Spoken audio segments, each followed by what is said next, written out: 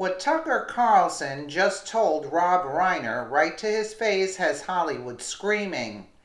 This was amazing. Tucker Carlson invited Hollywood director Rob Reiner to talk about the disgusting warmongering video that he released starring Morgan Freeman with a group of anti-Trump rhinos. Morgan told Americans something unproven in the sickening video below. We are at war with Russia. The committee to investigate Russia was produced this week. The committee includes Rob Reiner, James Clapper, and Max Boot. Watch Tucker Carlson tear him apart, Rob Reiner, in this video that's making Hollywood scream.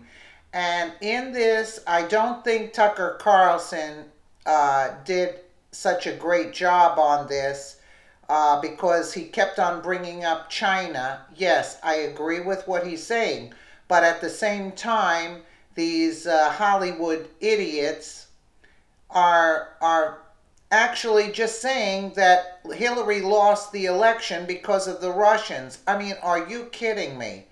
Her rallies were empty, and the Russians did it, right? Are you kidding me? But take a listen anyway.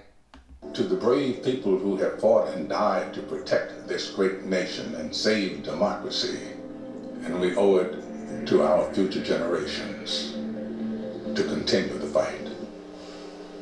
So there's Morgan Freeman working for Rob Reiner in league with longtime war enthusiasts in Washington like David Frum and Max Boot telling us we're at war.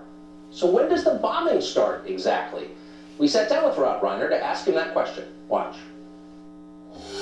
So we're at war. How would you respond if President Trump took you seriously and sent the B-52s to St. Petersburg or blockaded the Gulf of Finland? How would you support that? No, well, when we say we're at war, we're talking about a cyber war.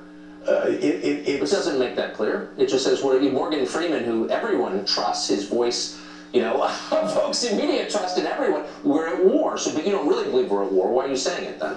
Well, because if you watch the entire video, it talks about cyber warfare. It talks about how he was able to use, you know, the internet and cyber tools to attack the democracy, which is what they did. But shouldn't you say somewhere in there, we're not really in war? I mean, we're just kind of taking creative license. We're just trying to get you all pumped up. It's not really war. Like, we shouldn't respond as you would as if you were in a war. Why not just say that so you don't confuse people? Well, I'd say if you watch the whole video, I did. You wouldn't be confused about it. I mean, the thing that I've always felt is that, you know, people don't really understand the capacity for cyber warfare beyond the obvious stuff of, you know, hacking into people's computers or using the internet. You know, the Facebook, we now find out, you know, that they were using Facebook to push out certain kind of propaganda. Propaganda's been around forever. I mean, you know, from Leni Riefenstahl on. So we've had plenty of propaganda. Oh, I've noticed. Right. But the point is that beyond the propaganda, there are other aspects to cyber warfare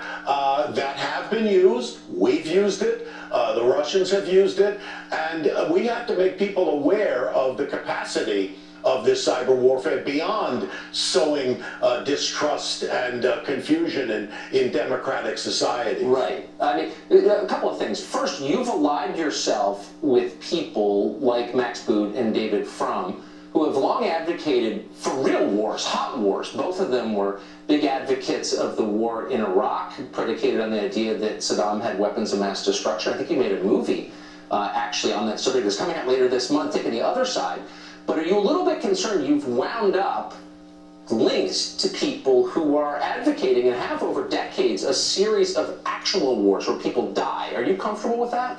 Well, we have people from on all sides. I mean, there's Norm Ornstein. We had James Clapper, who is the director of national intelligence, and there are many supporters. Norman Lear is a supporter. We have liberals and hawks and doves, as you say, right, on both sides. So we're not advocating going to war or going to a traditional war with Russia, but we are already in a cyber war with them, and if people want to turn their heads away from that, it's at their own peril. The point I'd like to make, and this is really important for people to understand, because this really doesn't have anything to do with Donald Trump, trust me, because Donald Trump, whatever happens to him is going to happen to him. I mean, there are already investigations. Mueller's going to find what he finds. The House and Senate have their own investigations. They'll find whatever they find.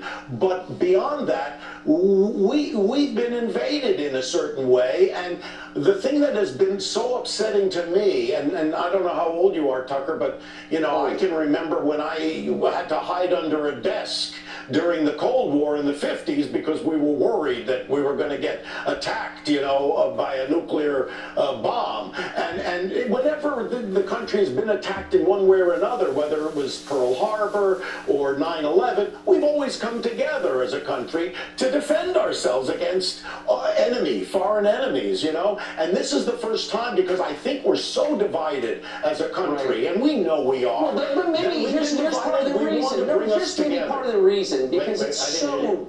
I mean, perhaps this is... I agree with you. We are very divided, and maybe this is one of the reasons. A lot of this is deeply disingenuous. Anyone who looks at cyber warfare will tell you, any honest person will say, the Chinese military is the primary culprit in the United States, hacked into the White House not that long ago, into the computer system there, into almost every federal agency. Nobody said anything. You guys in Hollywood sell your movies in China. You bow to the imperatives of their propaganda and censorship office. You change your movies to suit them. And yet no one says we're at war with China. And I wonder why. So you're sucking up to this regime that has actually broken in and stolen industrial and military secrets that hurt this country. You say nothing until Hillary Clinton loses, and all of a sudden we're at war with Russia. Can you see why some of us are saying, well, wait a second, Rob Reiner, where were you with China? Why are you selling your movies over there? I'm not giving China a free pass here. Oh, of course you are. Well, you guys in Hollywood sell your movies there, and you allow their censorship office to change your movies in order to make money. Yeah, so well, I don't personally do that because come on, everybody who sells a movie in China does that. You know that. I mean, let's stop, you know what I mean, kind of BSing a little bit. I mean, that's real, right?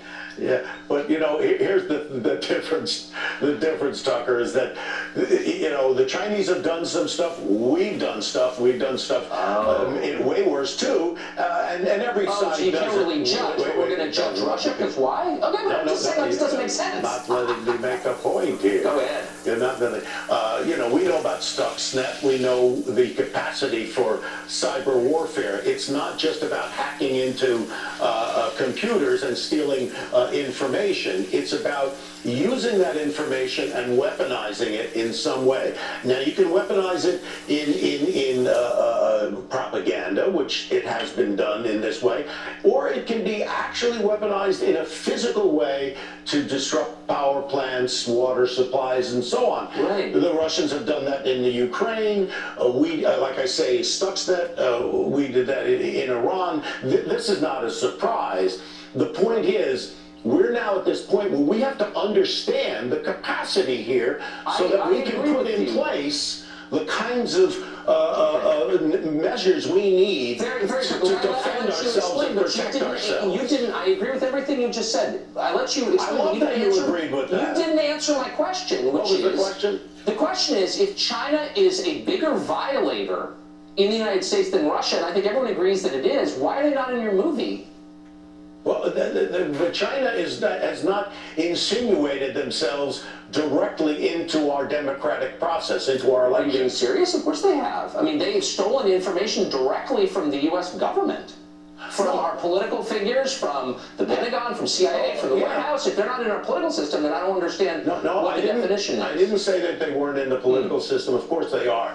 What I'm saying is, they didn't utilize that material to try to affect an election in some way. I get it. Okay, so you can see why maybe some of us are a little bit skeptical. Maybe you're not selling as many movies in Russia as you are in China. Anyway, whatever. Good luck with David Frum and Max Boot. Good to see you, Rob.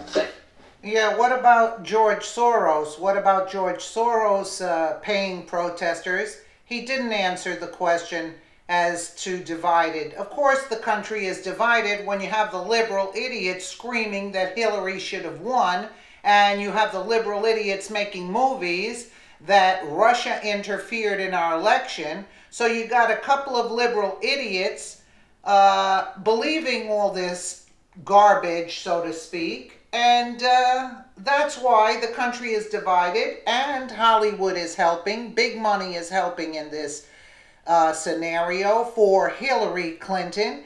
Hillary still thinks she's going to become president, that they're going to take Trump out and she's going to take his place. I mean, the absurdity of all of this is mind-boggling. Let me know what you guys think in the comments below. And again, thank you so much for watching.